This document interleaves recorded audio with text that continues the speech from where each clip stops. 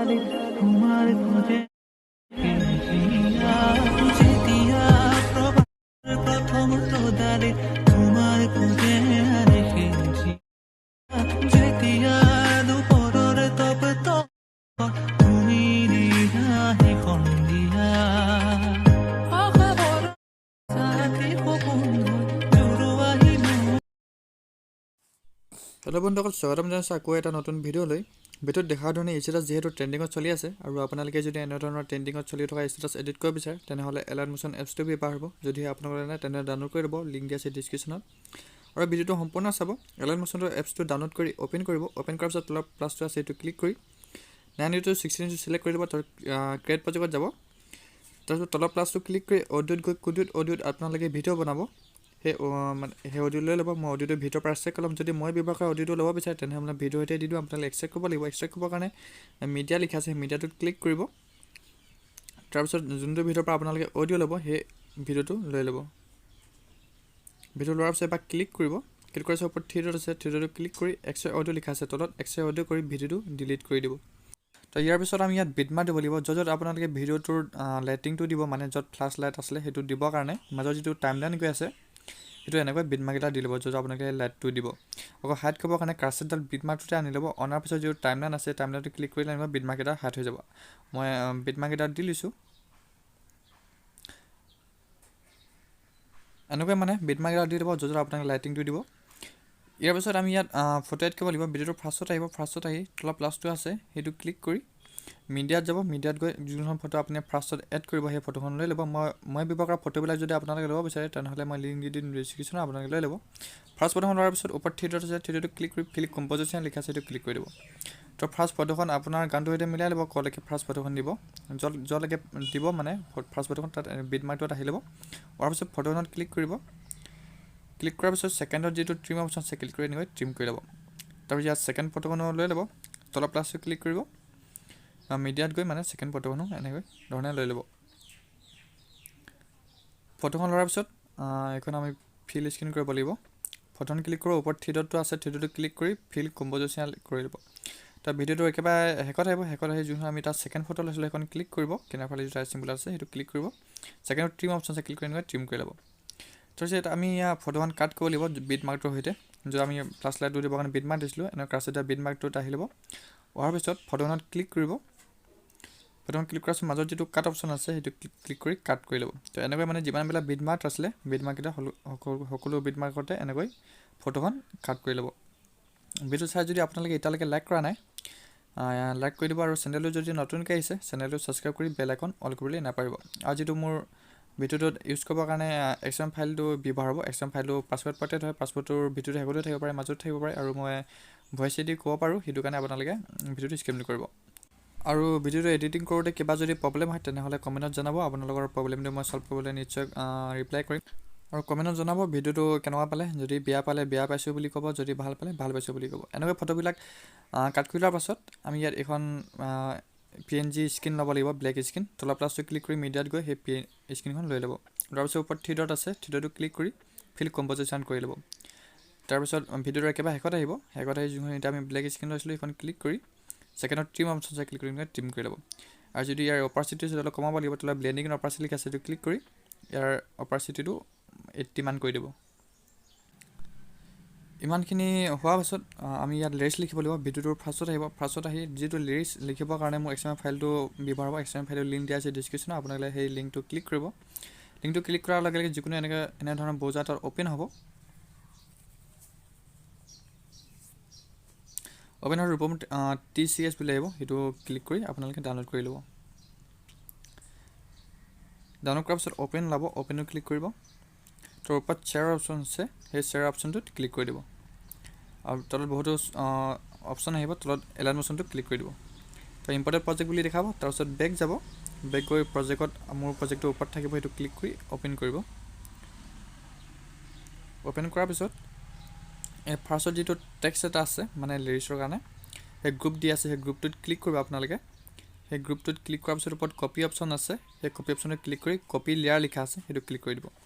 তাৰপিছত আকৌ বেক যাব বেক গৈ আপোনাৰ প্ৰজেক্টটো অ'পেন কৰিব ফাৰ্ষ্ট যদি গানটো শুনি ল'ব কপাৰাইছত হৈছে এনেকৈ শুনাৰ পাছত ওপৰ কপি অপশ্যনটোতে ক্লিক কৰি ফাৰ্ষ্ট লেয়াৰ লিখা দিব সেইটো ক্লিক কৰি দিব তাৰপিছত ফাৰ্ষ্ট লিৰিক্সটো ক'লৈকে গাইছে শুনি ল'ব যেহেতু মই অলপ আগলৈকে গাইছে আপোনালোকে এনেকৈ ট্ৰিম কৰিবৰ কাৰণে লিৰিক্স গ্ৰুপটোত ক্লিক কৰিব ফাৰ্ষ্টত যিটো টাইমাৰ আছে টাইমাৰটো ক্লিক কৰি ফ'ৰ অপশ্যনত ট্ৰিম অপশ্যনতে ক্লিক কৰি ট্ৰিম কৰি ল'ব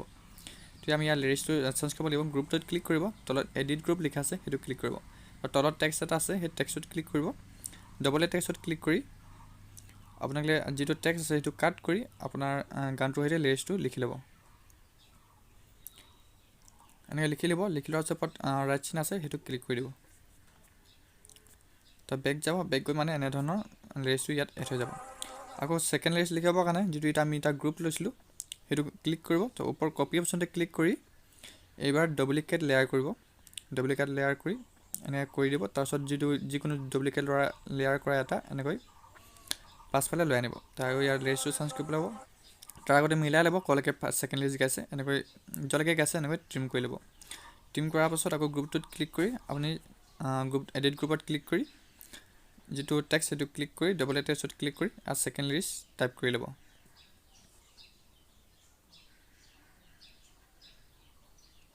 তো ওপৰ ৰাইট ক্লিক কৰি দিব তো বেক যাব বেক গৈ এনেকৈ মানে যিমানবিলাক লিৰিক্স আছে আপোনালোকে এনেকৈ লিখি ল'ব মই গ্ৰুপকেইটা অকল পাছ কৰি দিম আপোনালোকে যিমানবিলাক আছে এনেকৈ লিখি মানে লিৰিক্সবিলাক চেঞ্জ কৰি ল'ব মই লিৰিক্সবিলাক চেঞ্জ কৰি নাথাকোঁ ভিডিঅ'টো বেছি দীঘল হৈ যাব আৰু যিটো এক্সটাৰ্নেল ফাইলটো আছে সেই ফাইলটো মানে পাছপোৰ্ট পটেটত বুলি কৈছিলোঁ মই পাছপোৰ্টটো আপোনালোকে দিব 1234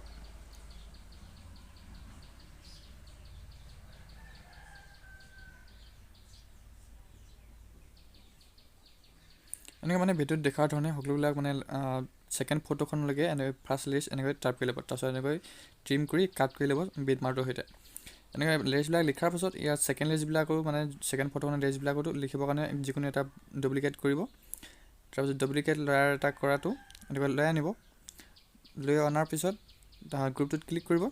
তাত মুভ এণ্ড ট্ৰান্সফৰ্ম লিখা আছে তলত সেইটোত ক্লিক কৰিব তাত যিটো মুভ সেইটোত তলৰ ফালে আঙুলিৰে এনেকৈ চেভ কৰি দিব এনেকৈ ভিডিঅ'ত দেখাওঁ এনেকৈ তলত লৈ আনিব অনাৰ পিছত ইয়াৰ লিৰিক্সবিলাকো আপোনালোকে চেঞ্জ কৰি ল'ব এই যিটো লিৰিক্স সেইটো এতিয়া ডুপ্লিকেট কৰি মানে যিমানবিলাক ভিডিঅ'টো শেষলৈকে আছে শেষলৈকে আপোনালোকে এনেকৈ ডুপ্লিকেট কৰি যাব মই ডুপ্লিকেট কৰি নাথাকোঁ আপোনালোকে লিখি ল'ব এনেকৈ ইয়াৰ পাছত আমি ফটোবিলাকত ইফেক্ট এড কৰিব লাগিব ইফেক্ট এড কৰিবৰ কাৰণে বেক যাব বেক গৈ মোৰ প্ৰজেক্টটো অ'পেন কৰিব অ'পেন কৰাৰ পিছত যিটো টেক্সটৰ তলত এখন ছেভ আছে সেই ছেভখনত ক্লিক কৰিব তাৰপিছত তলত ইফেক্ট লিখা আছে ইফেক্টটো ক্লিক কৰি তলত থ্ৰীডটো ক্লিক কৰি কপি ইফেক্ট কৰিব তাৰ বেক যাব বেক গৈ আপোনাৰ প্ৰজেক্টটো অ'পেন কৰিব অ'পেন কৰাৰ পিছত ফাৰ্ষ্টত যিটো আমি ফটো লৈছিলোঁ সেইখন তলত আহি সেইখন ক্লিক কৰিব ফটোখনত ক্লিক কৰাৰ পাছত তলত ইফেক্ট লিখা আছে ইফেক্টটো ক্লিক কৰিব তাৰ তলত থ্ৰীডটো ক্লিক কৰি পাছ ইফেক্ট কৰি দিব আৰু এটা কথা ইয়াত যিখন এটা ইফেক্ট এড কৰাৰ পাছত ফটোখন মানে এনেকৈ জুমটো অলপ কমি যাব আপোনালোকে ফটোখনত ক্লিক কৰি আপোনালোকে আঙুলিৰে ভিডিঅ'ত দেখুওৱা ধৰণে এনেকৈ জুম কৰি দিব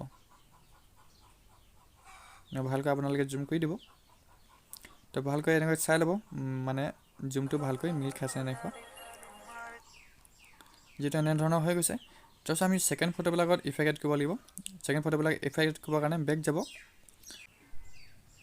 বেক গৈ মোৰ প্ৰজেক্টটো অ'পেন কৰিব অ'পেন কৰাৰ পিছত লাষ্টৰ ফালে এখন ছেভ আছে সেই ছেভখনৰ পৰা আমি ইফেক্ট এড কৰিব লাগিব ছেভখনত ক্লিক কৰি ইফেক্টত গৈ তলত থ্ৰীডটো ক্লিক কৰি কপি ইফেক্ট কৰিব তাৰ বেক গৈ আপোনাৰ প্ৰজেক্টটো অ'পেন কৰিব অ'পেন কৰাৰ পিছত আমি ছেকেণ্ড যিমানবিলাক ফটো কাট কৰিছিলোঁ মানে যিমানবিলাক ফটো কাট কৰা আছিলে পিন মাৰ্কটোৰ সৈতে সকলোবিলাক ফটোতে মানে এই ইফেক্টটো পাছ কৰিব লাগিব ফাৰ্ষ্ট যিখন ফটো আছিলে সেই ফটোখনত আহি ল'ব এনেকৈ অহাৰ পিছত ফটোখনত ক্লিক কৰিব তলত ইফেক্টটো ক্লিক কৰিব তলত থ্ৰীডটো ক্লিক কৰি পাছ ইফেক্ট কৰি দিব এনেকৈ মানে যিমান ফটোবিলাক আছিলে মানে কাট কৰিছিলোঁ বিট মাৰ্কটোৰ সৈতে সকলো ফটোতে মানে এই ইফেক্টটো আপোনালোকে পাছ কৰি দিব যিটো লাইটিং ইয়াতে মানে এডিটিং কৰি থৈ দিয়া আছে লাইটিংটো ইয়াতে হ'ব আৰু যিটো জুম আছিলে বিটটোৰ সৈতে জুম হৈ গৈছিলে ফটোখন সেনেকৈ মানে যিবিলাক ইফেক্ট আছিলে মানে সকলোবিলাক মানে এই ইফেক্টটোতে এড কৰি থৈ দিয়া আছে আপোনালোকৰ কাৰণে ইমান মানে কষ্ট কৰি ইফেক্টবিলাক বনাওঁ আপোনালোকে যাতে ভিডিঅ'টো লাইক নকৰাকৈ নাযায় ভিডিঅ'টো লাইক কৰি যাব আৰু কমেণ্ট কৰি জনাব আৰু কিবা যদি প্ৰব্লেম হয় ভিডিঅ'টো যিহে এনেধৰণৰ হৈ গৈছে আপোনালোকে যিমান পৰা ফটো আছে এনেকৈ এড কৰি দিব মই এড কৰি নাথাকোঁ ইফেক্টবিলাক ভিডিঅ'টো এনেধৰণৰ হৈ গ'ল ভিডিঅ'টো যিহেতু হৈ গৈছে ভিডিঅ'টো ছেভ কৰিবৰ কাৰণে ওপৰত যিটো কাৰ্চিন আছে কাৰ্চিনত ক্লিক কৰিব আৰু তলে এক্সপৰ্ট লিখা আছে এক্সপৰ্ট কৰি ভিডিঅ'টো ছেভ কৰি লওক ভিডিঅ'টো চাই যদি ভাল পায় লাইক কৰিব কমেণ্ট কৰিব আৰু এনেধৰণৰ নতুন ভিডিঅ' পাই থকা কাৰণে বেল আইকন অন কৰিবলৈ নাপাহৰিব